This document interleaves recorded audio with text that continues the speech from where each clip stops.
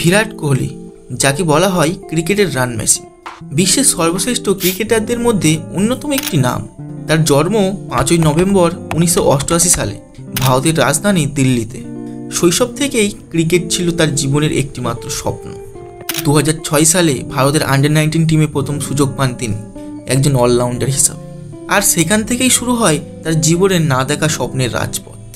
এরপর 2008 সালে শ্রীলঙ্কার বিরুদ্ধে একটি সিরিজে ভারতের হয়ে প্রথম খেলার সুযোগ পান তিনি এবং 3টি ওডিআই ম্যাচে 49-এর গড়ে রান করেন।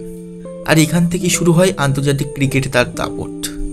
দ্রুতগতির ব্যাটিং, অদম্য মানসিকতা আর ফিটনেস, এই 3 গুণে তিনি হয়ে ওঠেন বিশ্বের অন্যতম সেরা ব্যাটসম্যান। ভারতের হয়ে টেস্ট, ওডিআই এবং টি-20 সব ফরম্যাটেই রেকর্ড করেছেন তিনি এবং ভেঙেছেনও তিনি। আজ বিরাট কোহলিকে শুধুমাত্র একজন ক্রিকেটার বলা যায় না, তিনি একজন ব্র্যান্ড, যিনি কোটি কোটি মানুষের অনুপ্রেরণার প্রতিচ্ছবি। তো কেমন লাগলো এই গল্প শুনে কমেন্ট করে অবশ্যই জানাবেন। আর এরকমই আরও ইন্টারেস্টিং ভিডিও দেখার জন্য অবশ্যই সাবস্ক্রাইব করবেন।